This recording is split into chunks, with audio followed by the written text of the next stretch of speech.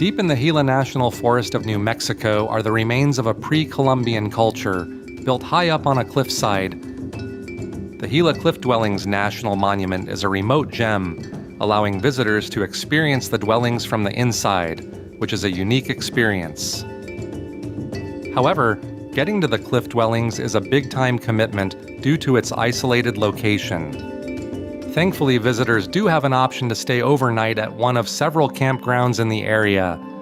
Perhaps the most convenient are the Upper and Lower Scorpion Campgrounds, just feet away from the trailhead that takes you up to the famous archaeological site. And best of all, they're free, and first come, first served. And as you'll learn, there's even a fascinating secret nearby if you know where to look. Howdy there, folks. It's Glenn with Campvue, and on today's episode, I'm going to do a quick walking tour of a couple campsites near Gila Cliff Dwellings National Monument that you can stay at if you decide to drive all the way up here. I'll talk more about that in a moment.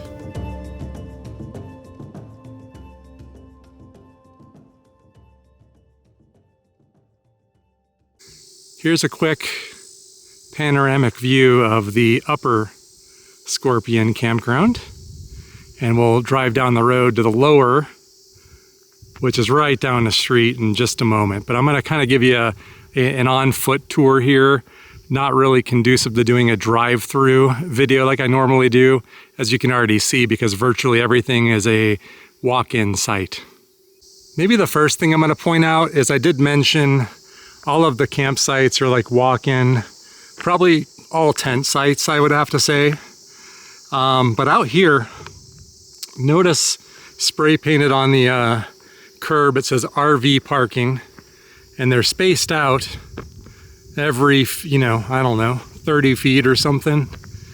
So I don't really know how they work that, but it continues down on that side too. So I'm guessing you're allowed to pull a rig in here. I don't know off the top of my head if there are any length requirements. Maybe we'll go check that sign before we start. But I did want to point that out. If you're an RVer, it looks like you can pull up and park here. So a couple good things to know is that there's no water here, first of all. There's a place called Woody's Corral and TJ's Corral in the Gila Visitor Center where they do have water in this vicinity, so that's cool. Warnings about some, don't approach strange acting wildlife, probably for rabies, fire safety stuff. And really not much info on here. And because we're right next to the restrooms, I always take a peek in to just look at cleanliness and get a sense of it. So let me do that before anybody arrives here. I'm the only one here right now, so it's not as creepy. All right, I checked first before opening the door to make sure there weren't any surprises, but basically this is the vault toilet. I mean, there's nothing to talk about. I just wanted to see if it was nasty in here, and it's not. They have some kind of deodorizing smell in here. The door is closed. I don't know if they want, it says closed, well, close lid after use. Not sure if they want you to do anything else or keep the door open. Sometimes they do, sometimes they don't. But there's toilet paper and hand sanitizer, industrial antiseptic hand sanitizer. If you use it 3 times, I think it burns your skin right off. It's so strong. I'm just kidding. I'm here in early June, like the first week of June. Reading on the site that on recreation.gov, by the way, you will find pages for Upper Scorpion and Lower Scorpion. You cannot make reservations, but recreation.gov does have information about them. So always check that for restrictions, closures before you come out here. But essentially, this is a first come, first serve campground, and best of all, no fee. So right now it's free. At least that's what recreation.gov said, and I don't see any kind of payment system here. So that's why I took advantage of it to save a few bucks. And then, yeah, I did drive up here for the National Monument. They did something kind of cool here. They put fencing up around each site, but you kind of have to navigate a maze, to find them. But they're all essentially, I'd say, walk-in, with the exception of the RV parking that I already mentioned out here on the curve. And the sites are not numbered here. I don't know if they show numbers on recreation.gov, but I've not seen any posts, so there's really no reference other than paying attention. Planning a camping trip can be a tricky business on popular reservation systems. Is my site private? How's the driveway length for my RV? What are other people saying about a site? Campvue is a new app designed to make choosing a campsite simple and fun. Think of it as part Yelp and part Google Street View. But for campsites, on Campvue you can see a site in detail before you book it, or read a review by fellow campers to learn what makes a site good or bad. Best of all, Campvue is free to use, no account required.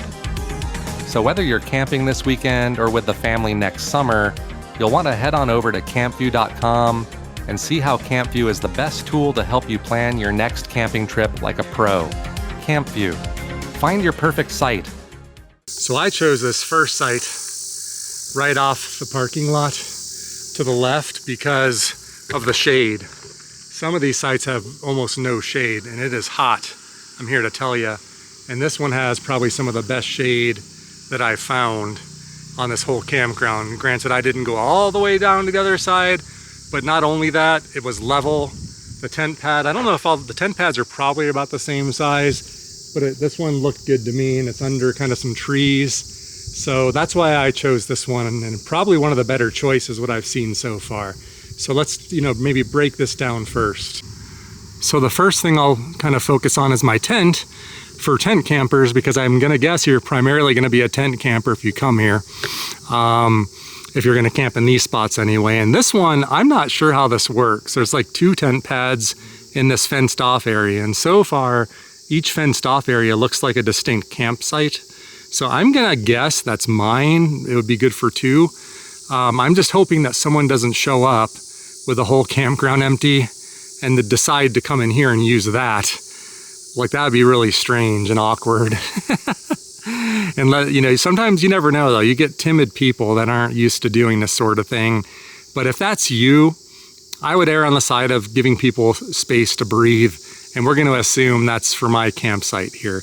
Of course, if it was full and that was the only thing left, I would be accommodating and I wouldn't grump about it. But today I'm not expecting a big crowd. So seeing the tent pads here and what they did with them, I actually was impressed. I was not expecting that much luxury, if you want to call it luxury.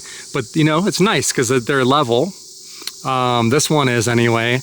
It's enclosed and they've got nice gravel underneath it, which I always like. Strangely, gravel like that does add some cushion, and and there's no like big rocks underneath it. But essentially, this is the tent pad. I'm in a base camp 4 from REI, and you could see it barely fits in here. And I did have to overflow some of the stakes coming out of the tent pad, which is fine. That's not abnormal at all. But I would say, so this should be, I think, it's base camp 4, so I think that insinuates a 4-person tent. It's either a 4 or a 6. I might even be a 6 because my cot, it's really stretching it in a 4-person tent, but I'm gonna guess a 6-person's probably you're pushing the limits, I would say, most likely in this thing. And anything bigger, you're gonna struggle with that tent pad, but I'm assuming you could pitch a tent on the ground, but note that it's not that, it's like sloped at places, so you'd make it work. But just wanted to point out the tent pads are kind of on the smaller side here. They're not really meant for really large tents. And here's one without a tent on it, if you want to see. And it looks like you get the obligatory, like, Forest Service picnic table and a fire ring over there.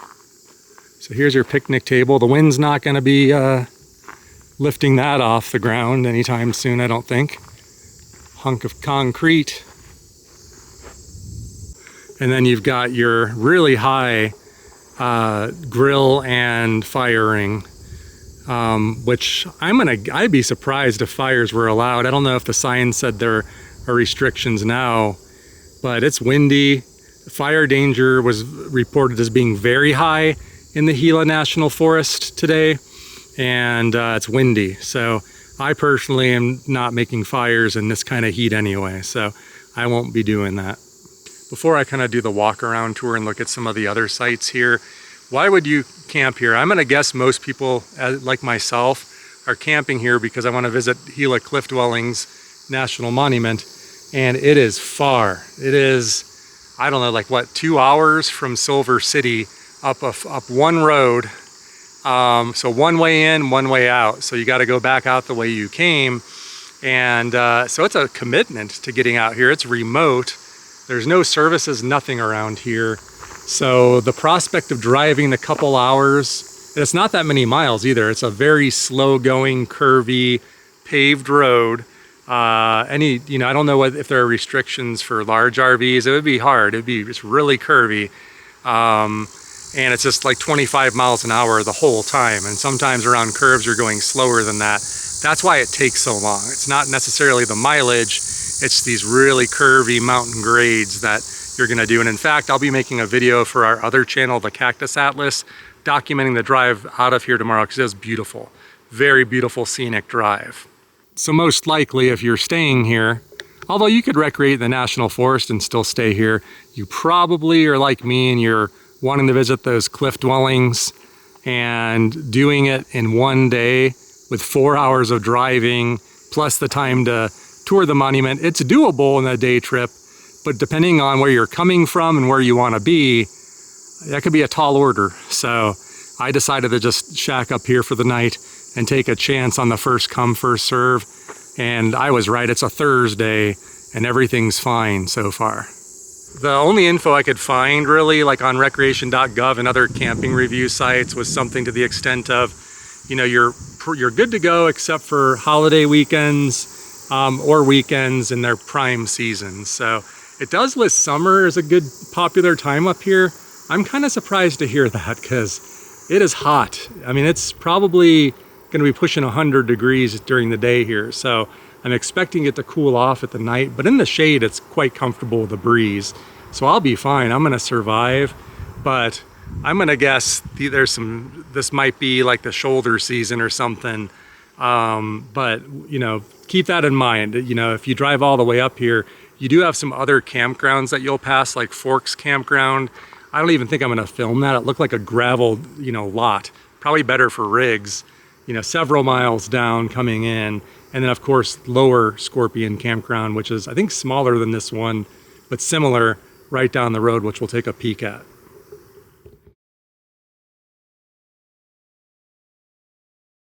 All right, I'm gonna take a look at these campsites beyond mine on the other side of the fence. You gotta walk down this pathway here, and there's that other extra tent pad within my boundary. Then it gets kind of weird. I guess this here, once again, no site numbers, but this particular site, nice and level and shade under this large pine tree here. You do have a fire ring on a slope, very not level right here. But, and I'm gonna guess this tent pad up here, this was a follow-up choice to the one that I chose. But this one looks like a nice little spot underneath these trees here, so you will get some shade. But look right behind you too. I mean, these are all really close together. So you could see the site right there. I mean, there's not much you can do about it. If I turn here, here's my campsite. So I might be one of the more better spread out sites, but hopefully you don't get some really obnoxious people out here because that could make it miserable. And there's no campground host and rangers and stuff driving by to keep tabs on things. So yeah, I guess you're just gonna have to deal with it yourself. And then there's this small site up here, another decent one. They're just all weird. This one, they at least leveled things off a little bit. The table, the fire ring, and then you got your tent pad under some shade. So once again, not bad on the shade on the tent pads now that I'm looking at it. So definitely somewhat pleasant. All right, there's my site for reference. There's the sets we looked at. Not a fan of what they did here with one tent pad right there and one right here. Even if you don't get a partier, if you get a bad snorer, I used to be one. I lost some weight, so I hear that I don't snore as much anymore, my wife says, but man, that would be a nightmare. But yeah, this one, about the same size as all of the other tent pads, I'd say. So they look slightly different, but close enough, and not the greatest shade at this time of the day. But there are some other trees here that should move the shade around as the day goes on. And then you got your fire ring and picnic table, and you're right next to like a ditch. So if you do get heavy rain, man, like I guess you'll have a little river in your backyard right here. Now for free camping, I guess you can't complain too much. If you're really just here for a free place to stay, I guess you can't whine too much about the spacing of the sites. You know, they probably were dealing with limited spacing because if you haven't noticed, there's steep hills right here. So it's not like there's lots of choice that they had. So I guess you think that could be forgiven. So far though, I would say my site that I chose, this one right here, it's really convenient to the parking lot. So less walking to do. Great shade, like probably some of the best still I would maintain. And then my least favorite are on that side of the fence, though, that one right there so far, followed by that one. And then this one ain't bad. If I had to choose, like make a choice between that one, or this one, I would choose this one, even though you're gonna have a lot of walking to do to bring in your gear, which I'm gonna do now.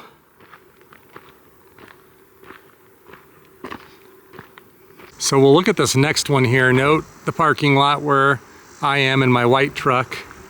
And then there's this other path here that goes up this way to this site. Now this might be more isolated and spaced out at the trade-off of really sloped. But at least the table and the fire ring are leveled off. You do get 2 tent pads. The tent pads are leveled off. But the biggest trade-off here is sun exposure.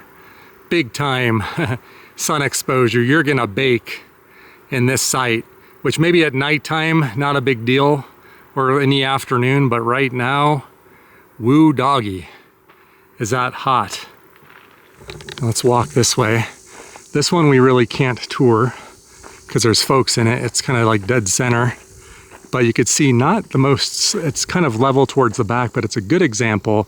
So you could see what you can do here. You've got many tents, a small group. So hopefully they're cool, but essentially kind of shows what you can do with one of these. And you know, some of the tents are not level, but you can make it work. Now, before I continue us with the tour and look at the other side of the campground, I do want to make mention of our other channel, our sister channel, the Cactus Atlas. It's my channel, my wife's channel. Is kind of think of Campvue as the camping information channel where I tour campgrounds, do drive-throughs of campgrounds, and give you visual intel of that. And then Cactus Atlas is more of our kind of more traditional adventure style YouTube channel. Think of Cactus Atlas, it pairs well with Campvue because Cactus Atlas is the things to do channel where you'll get a lot of cool ideas of activities. Okay, so this one's kind of like center too. We'll call these the 2 center. I think I said that was dead center, kind of left of center, and then right of center, since I don't have actual campground numbers to reference here.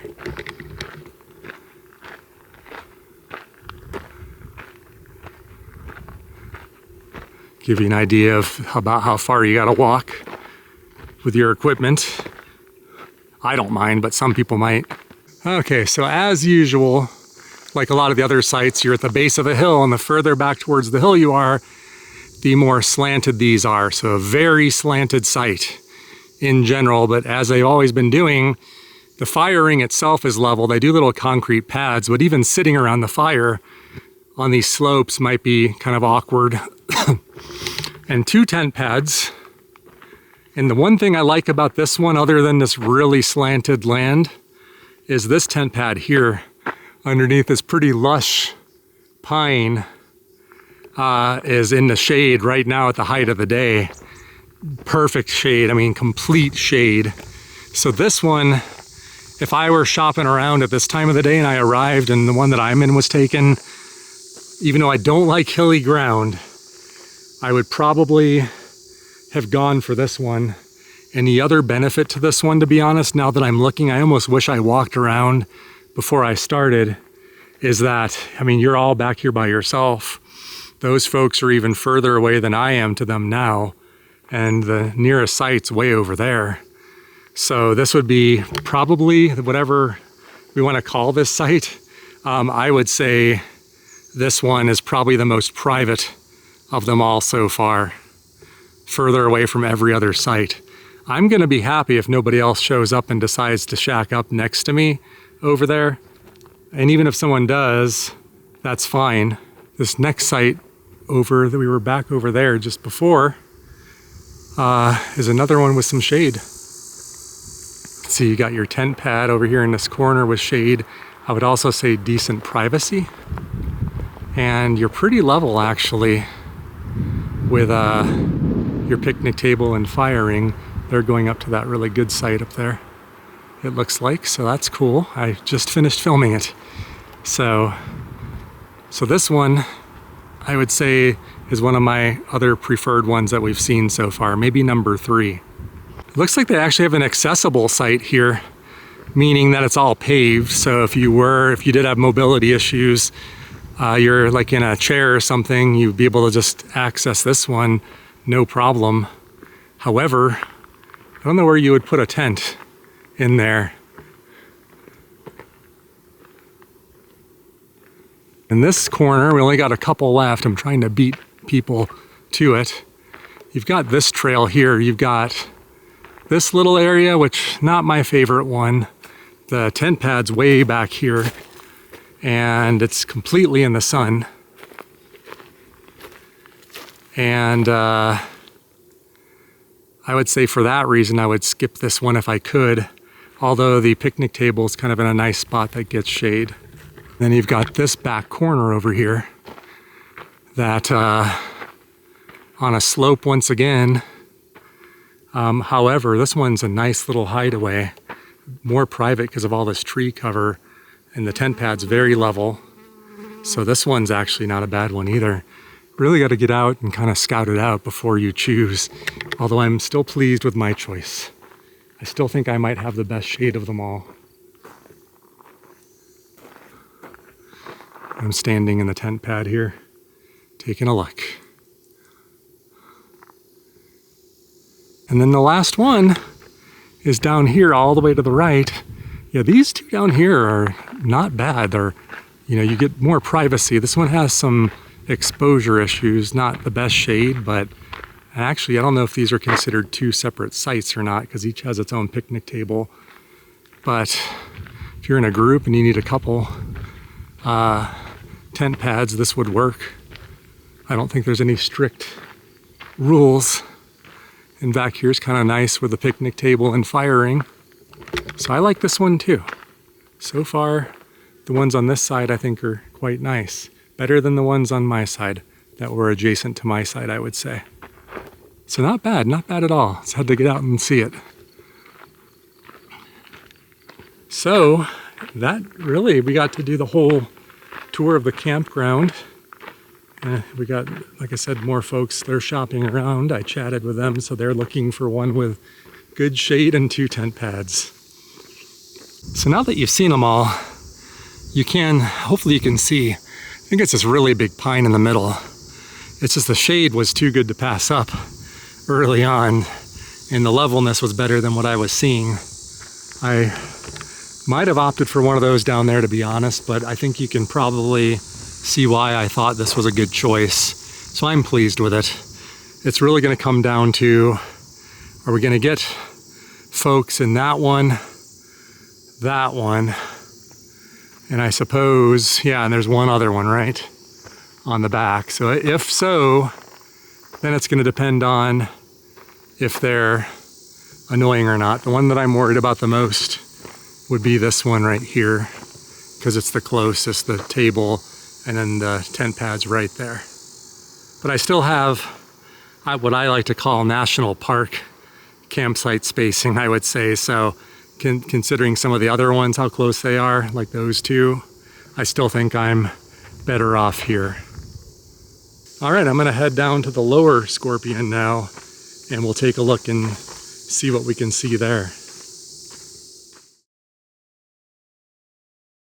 All right, now this next one is the Lower Scorpion Campground, I guess the sister campground to the one we were at. This one looks smaller, but the same kind of layout it looks like. All fenced in. So I see one with really good shade already. So there may be a good reason to choose this one if you don't find what you're looking for up the road. Like last time, I'm gonna just kind of work myself left to right. I see one that actually would be fantastic, so I didn't even bother stopping at this one. I overshot it on the way here and went straight to north, checked it out and said good enough. I just kind of thought this one looked kind of skimpy and hilly, and it is, but here's your first offering, and I don't know the intent of this. There's a picnic table, fire ring, but no tent pad that go with those, so I don't know if that's considered a site. But up here, you have your setup here. This one's nice and shady on a hill, but I don't know how much it matters because the picnic table is level, fire ring is level, and there's your tent pad. And this one, the shade factor is very good. Excellent, I would say, except for where the tent pad is, because there's no trees behind it, so it probably gets shaded certain times of the day, but still not bad. I would say this one would work great. And then looking down from this site, once again, not quite sure the intent. I'm gonna guess you could just set up a tent on the ground and not in a tent pad, and that's why that's there. That's kind of strange. That's the first one I think we've seen without a tent pad. And it's very exposed in the sun anyway, so that would be a last resort. Now this one, because of this big tree right in the center of it, might win the best shade award between both campgrounds. Maybe my site and this one you're competing, but this is probably better because literally the whole campsite is underneath the canopy of this tree. So I'm gonna guess you're gonna get probably all day shade in this thing. So in fact, now that I'm in here, this actually between the two campgrounds, this might be my favorite site out of them all, to be honest. I mean, look at this. So if you want good shade, and when you're in the shade here and not in the sun and that breeze is going, it's actually pretty comfortable. It's not like unbearable heat. When you're directly in the sun though, it's a different story. So it makes a really big difference. But make note of this one at Lower Scorpion, got your standard size tent pad, and then even your picnic table and fire ring are under the canopy of not only this tree, but you've got multiple big mature trees surrounding this whole thing. So I would say, I'm gonna just call it my favorite one we've seen yet. It's gonna be hard to top this out of the choices, and it's just, yeah, you get it all. You get one of the most level sites there is in all of these, plus that shade. The only critique might be spacing, because your neighbors are right here, but still not bad. Like probably not much different than your average national park spacing for campsites. And maybe the tree will help cover up some things. You could hide behind the trunk. But this neighboring site, not a huge fan. Another one without a tent pad. So you could put your tent, I could definitely put my tent like right here, you know, in the front, and the ground's perfectly flat. But this pine looks like they trimmed it a lot, missing a lot of branches. Isn't providing much shade right now. So you're probably gonna have shade at different times of the day. Nothing like that. The big old tree campsite, we're gonna call it. I don't know what kind of tree that is, or else we'd call it that. And then, let's hop on over here.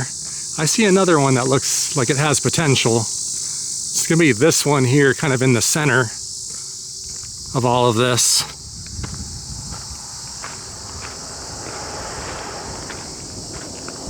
Long pathway.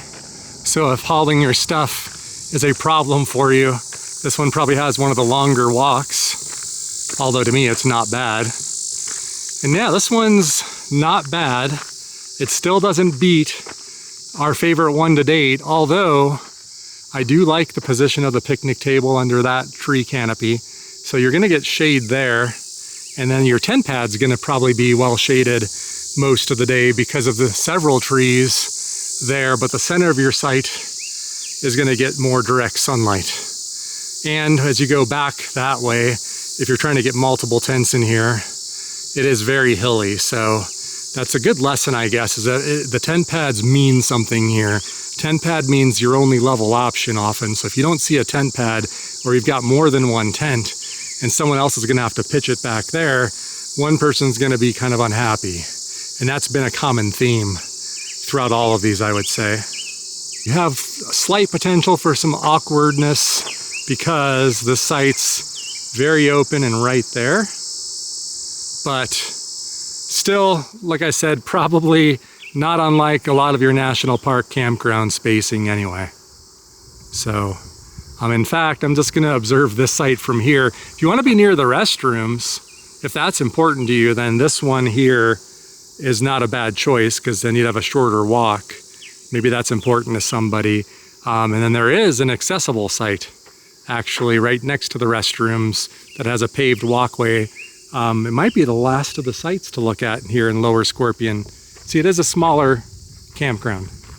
Needless to say, I'll repeat it again, so you hear this carefully, there's no drinking water at either of these sites. So I know sometimes people overlook that and then they show up and then they're like, oh, what? So, especially inexperienced campers, so hear me carefully. But they do have water. They're, like I said, at the Gila Cliff Dwellings Visitor Center, it sounds like. And there's these two corrals, TJ's Corral, and I already forget the other one. So here's your accessible site, as well as access back to that one over there. But the accessible site has this tree there. And what I like about it, other than, you want to save this for people that have the need for it. Because yeah, you can basically park right out there. You got a paved walkway, then a paved common area. And then here, you could probably do something with this. I don't know people with accessibility needs, how this would work. Something I'm gonna learn about actually. So comment down below and let me know, is this helpful when you have a tent pad outside of the paved area? Can you put a ramp or something up and over that? How would you do that? I'm ignorant and wanna, make mention of these things on future episodes to help people. So don't be shy, let me know. But yeah, the tent pad is awesome. I guess if there's nobody with accessibility needs and this is all that was left and you wanted to camp here and wanted a good shady spot for your tent, not dissimilar from my favorite site so far, a smaller version of that with excellent shade coverage, I'm going to assume virtually all day long. And since we're back here, we were looking at that site and I was kind of observing this site from the other side, but I guess to be a completionist, we should come in here and look. Nice level ground all around. So this would be a good one if you have, more than one tent, because like I said, a lot of these sites with tent pads, the problem is the tent pads are always level, but the ground that they're on is not. So this would be one of those where if you had 3 people or even 2 people with 2 tents, one person could get the tent pad, unfortunately exposed, but then you got plenty of choices of pretty level ground and a lot of rocks. I don't know, if you want to weigh your tent down, this might have the most rocks of any site. They have a lot of rocks in all of them, so probably a helpful thing for some that can't stake in for whatever reason. And of course the restrooms. I saw the Forest Service guy in the pickup truck making his rounds earlier, and he came to ours and poked his head in. There was nothing to do, no trash or anything, so he just left. But I'm assuming it's been freshly cleaned at the least, or clean. Yeah, I would say it's a facsimile of ours, and strange enough, it is so cool in these. 10 degrees cooler than out there. So if you can deal with the smell of the deodorized smell of a pit toilet, it covers up the odor, and you need to get out of the sun and needed a shelter, this would work, other than the And it's not a bad smell. It's like some kind of deodorant, some deodorizing smell, but it's not my favorite smell, but you know, sometimes these things get nasty. You know what I'm talking about. So luckily neither one of them had a strong odor today. So, and it's nice and cool. If you got to do your business in the cool and clean. I haven't looked at the women's, but if the men's are clean, I have to imagine the women's are, right?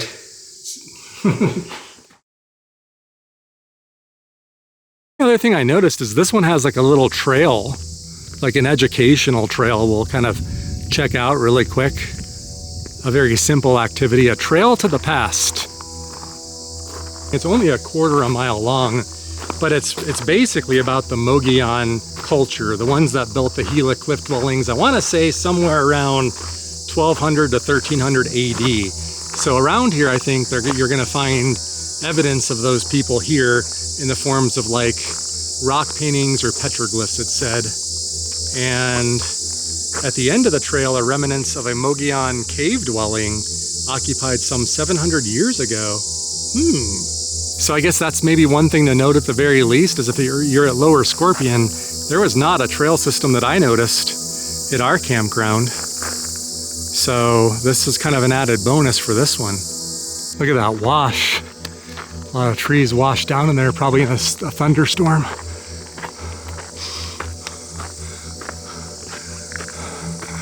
Oh look, there's a cave up here. Must be where the dwellings are. If I had to get, oh wow, look at that. Holy smoke, that is cool. Oh wow, that is amazing. Right there behind the campground. Holy smoke, look at all the soot. We will presume that is from the people that lived here, unless other people camped here in later times. This thing is covered in soot all the way around. I can tell you, these people were not dumb. They found the spot. This is so cool, like literally temperature-wise cool and cool, if you know what I mean. But this is wonderful, actually. I could just hang out here. I should bring my chair back here and I'd like to camp right here if I could. I wish they would let you do that, because this would be the ultimate camping spot. But yeah, they knew what they were doing. I am going to guess, and here's where I'm getting out of my league, because sometimes things like this are in their natural state as they were left, and I'm gonna guess that's probably true. Meaning maybe all that mud packed in between the stones, we are seeing their actual handiwork. I wouldn't be surprised with this being this well protected that that's the case, although some of the walls have crumbled. But look, you can, at the very least, you could see kind of like how the Chacoans worked. They meticulously placed like smaller stones among bigger stones and really fit it together like a jigsaw puzzle. And when you see this wall, I mean, that is really sealed off. So I think they would have been quite comfortable in there.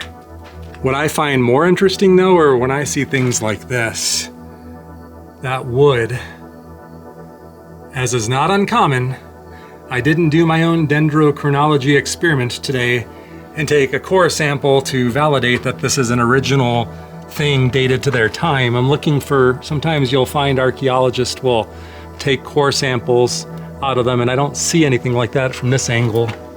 But let's peek in there. I'm not gonna go in. We could get a good look from here, because that's a tiny door, and I don't want to accidentally rub up against anything. But we should be able to get a good look at presumably their living quarters. Look at all of the soot inside there too. How do they not smoke themselves out is the question. I did notice something interesting. Note around the doorway, I'm almost detecting like concrete or some other kind of more modern material. I wouldn't be surprised if the Forest Service or somebody strengthened that, because they know people are gonna come in and out and touch with their hands. So you see that all along the doorway. But as we go this way, I see less of that. It's almost like, see that, the different coloration? It's kind of a lighter gray. And then over here, it's more of a dirt, and I don't see that.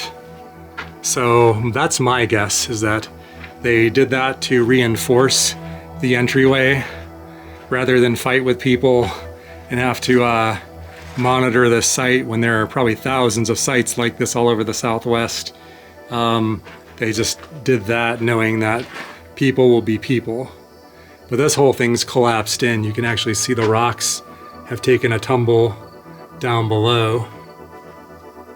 If you watch our other channel, the Cactus Atlas, over the years I visited many ancient cultures like the Hohokam of Arizona, the ancestral Puebloans, or as the archaeologists called them, the Anasazi. Think of the Chaco culture, Mesa Verde, the Fremont culture up in Utah and into Nevada, the Salado. But the one that I have not had any encounters with yet are the Mogollon, or the Mogollon. I don't know how they pronounce it in these parts. I know there's slightly different pronunciations of it.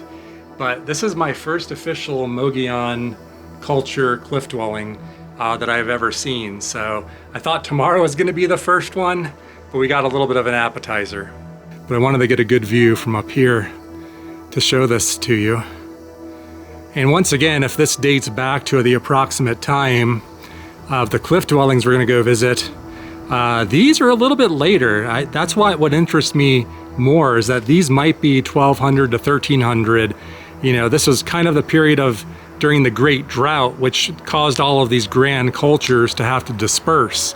So this is what I view as something potentially in the disbursement period of these people, not at their height of glory that they may have achieved. This is probably from a time where people kind of had to go their separate ways and do more of a fend for yourself. Although the people up in this area, once we see the dwellings tomorrow, which I assume are similar to these, just more quantity and quality than this, that's why this period is interesting to me. Anyway, this seems to be a nice fitting location to part ways with you folks today. What can I say? You got your Upper Scorpion and Lower Scorpion campgrounds. If you want to come and visit the Gila Cliff Dwellings National Monument, now you know a couple really good options of a place to stay for free. And it wasn't that bad, was it? And there were a couple good sites in there. So if anything of note happens overnight or later that's worth reporting on, I will do so. And other than that, we're just going to assume this is it. See you on the next one. Thanks for joining us.